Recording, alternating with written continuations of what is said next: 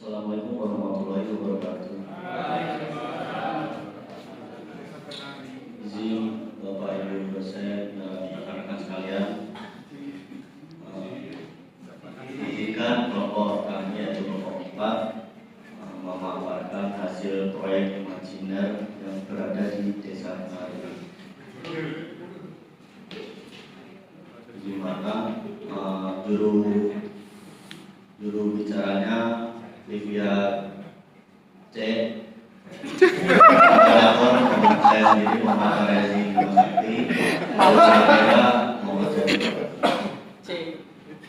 untuk pemaparannya di juru bicara, silakan. Di sini kita menggunakan profil Desa Kenari dulu.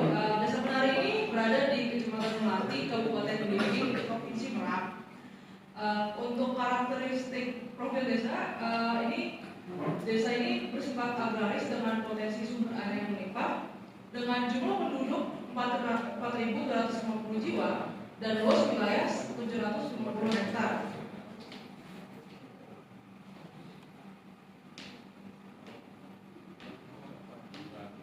Lalu untuk mata pencaharian utama yaitu pertanian, difokuskan kepada padi dan kopi. Jadi kemungkinan desa ini tuh berada di tinggi kawasan bukit-bukit ke atas, lalu pariwisata dan UMKM kerajinan bambu. Karakter wilayah pedesaan agraris dengan hutan alam sawah, perbukitan ringan, dengan kawasan air terjun sebagai aset wisata. Itu ya tadi yang dibilang itu mata pencaharian utamanya juga ada pariwisatanya. Lalu untuk demografi, pertumbuhan penduduk berada pada angka 1,2% per tahun. Lalu komposisi penduduk itu 60% usia produktif, sehingga desa masih memiliki tenaga kerja cukup untuk pengembangan ekonomi dan pariwisata. Lalu tingkat pendidikan didominasi lulusan SMA, sebagian sudah mulai menempuh pendidikan tinggi. Untuk ekonomi, sektor unggulan yakni pertanian padi dan kopi seperti yang disebutkan sebelumnya. Dan lalu juga ada UMKM kerajinan bambu yang berkembang, namun pemasarannya masih tradisional, jadi belum tersebar banyak. Lalu kemudian potensi komoditas lokalnya lumayan tinggi, tapi belum maksimal. Jadi ya seperti yang bambu tadi sebelumnya, dia juga belum secara modern, masih tradisional, dijual di pasar-pasar.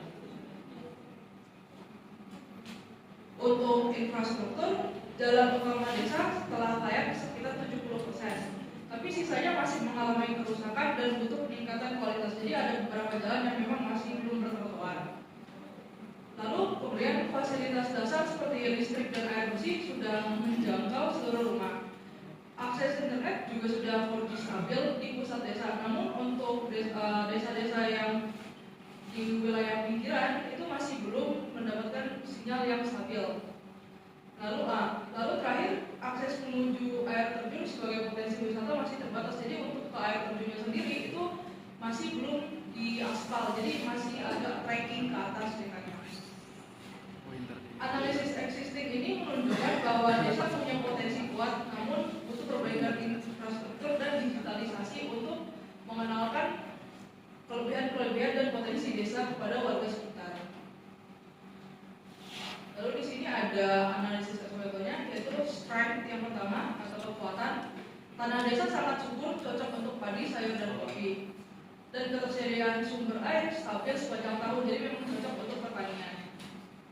Komunitas warga juga aktif dalam kegiatan sosial dan ekonomi. Mungkin bisa dibantu karena memang masih perdesaan, jadi mereka sangat kuat komunitasnya. Untuk weakness-nya, infrastruktur jalan belum merata seperti yang dijelaskan tadi. Dan pelaku UMKM kalau memang rata-rata sudah lulusan SMA, tapi belum semuanya itu kuat dalam literasi digital. Dan sekali lagi, akses wisata belum dikelola secara profesional.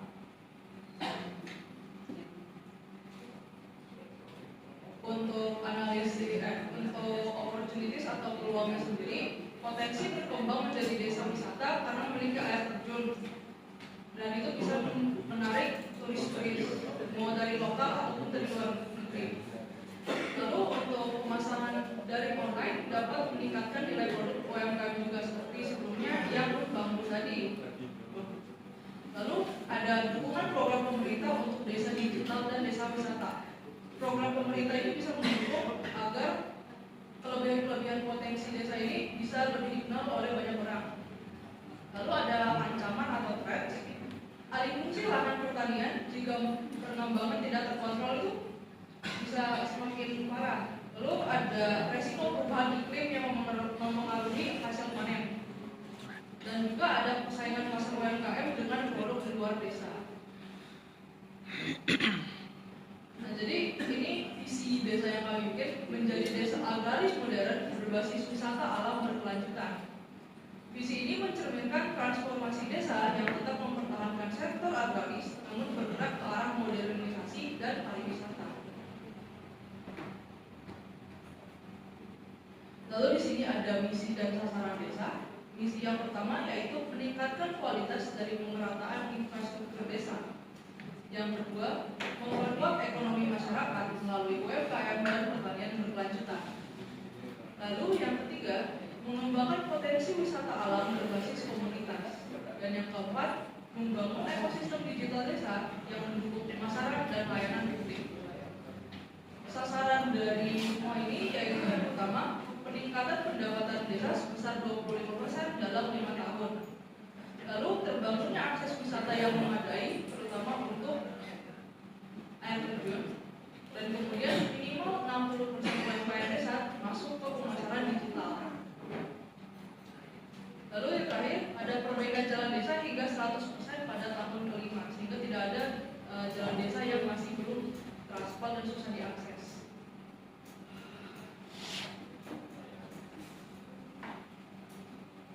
Lalu untuk konsep rencana tata ruang desa, rencana tata ruang ini diatur untuk mengatur pemanfaatan tata ruang secara efektif, dan rencananya itu zona permukiman yang akan diambil 120 hektar untuk meningkatkan kelayakan hunian dan fasilitas dasar.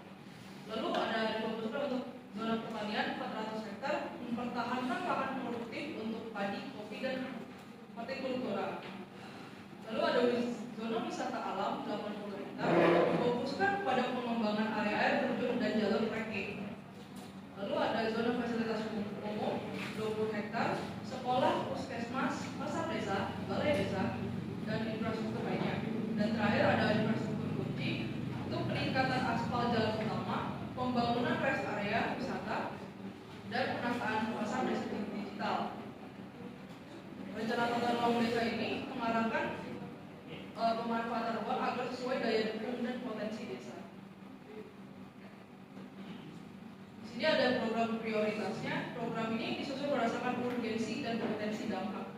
Yang pertama, peningkatan infrastruktur jalan utama itu sebagai fokus pada jalur akses desa dan jalur menuju kawasan wisata. Yang kedua, pengembangan desa wisata agro itu membuka jalur trekking, spot foto, gazebo, dan paket wisata edukasi makanan.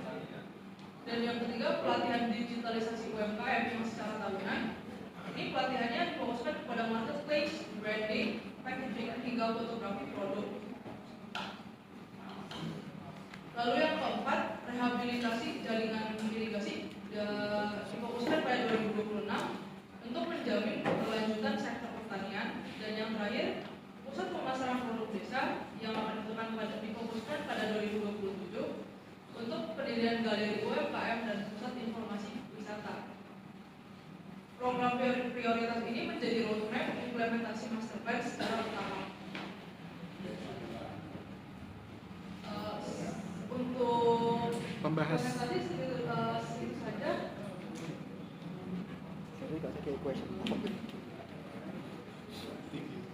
Oke, terima kasih lebih aja atas paparannya.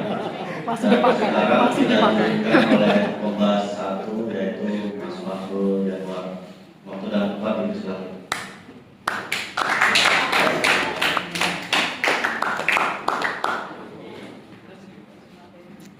Livia cek dipakai suksesnya.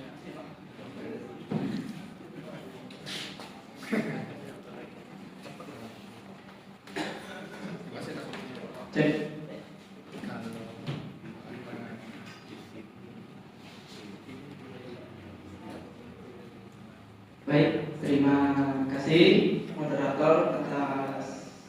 waktu dan kesempatan yang telah diberikan ke saya.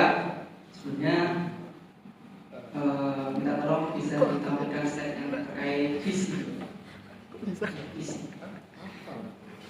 Nah, mungkin setelah kita dengarkan bersama, dapat saya ambil garis besar bahwasanya potensi di dalam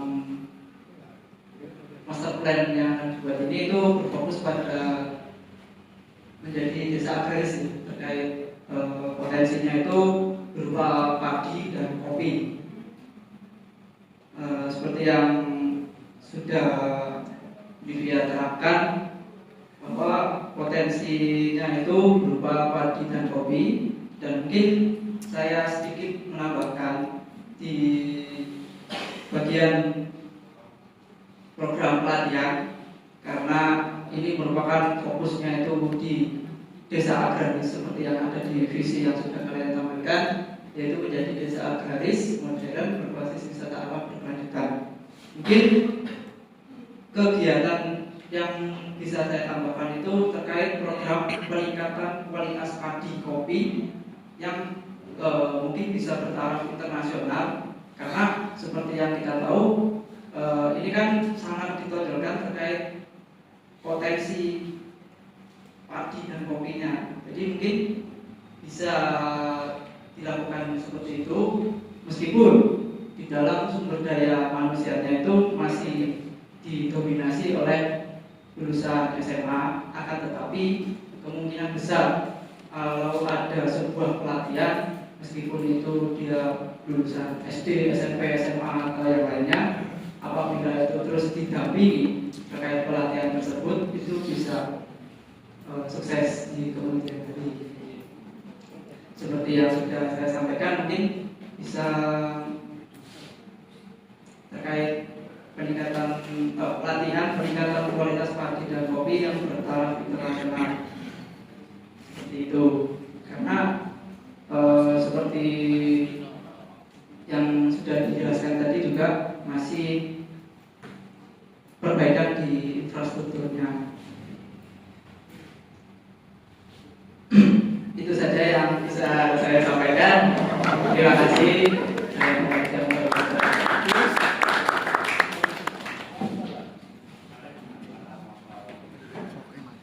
Oke, terima kasih Mas Fakirul Januar. Dan selanjutnya diisi oleh pembahas dua, yaitu Mas Reza Ariska. Waktu dan tempat itu silakan.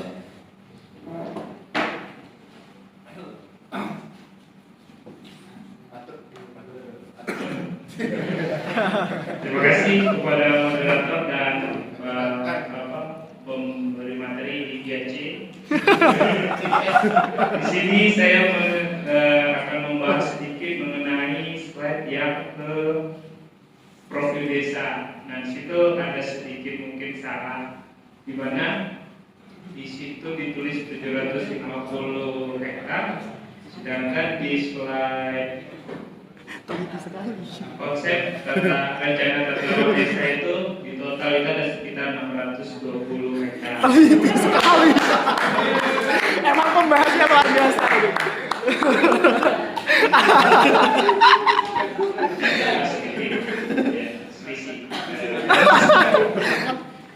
Tanah hilang musnah. Mengenai masih analisis di demografi itu, kalau bisa seperti kelompok-kelompok yang sudah maju kemarin dijelaskan masyarakatnya itu ya seperti tabel ataupun grafik yang laki berapa, usia produktifnya berapa, gitu. Perlu ditambahkan lagi lah untuk di laporannya nanti tabel ataupun grafik-grafiknya. Seperti juga ekonominya, seperti apa yang masyarakat itu dominasinya apa ekonominya. Kalau di sini kan memang dituliskan sebagai narasi. Terus yang infrastruktur juga mungkin lebih dijelaskan lagi apa yang benar-benar menjadi kondisi petanya atau kondisi infrastruktur dasarnya. Selanjutnya dan itu saja dari saya. Terima kasih.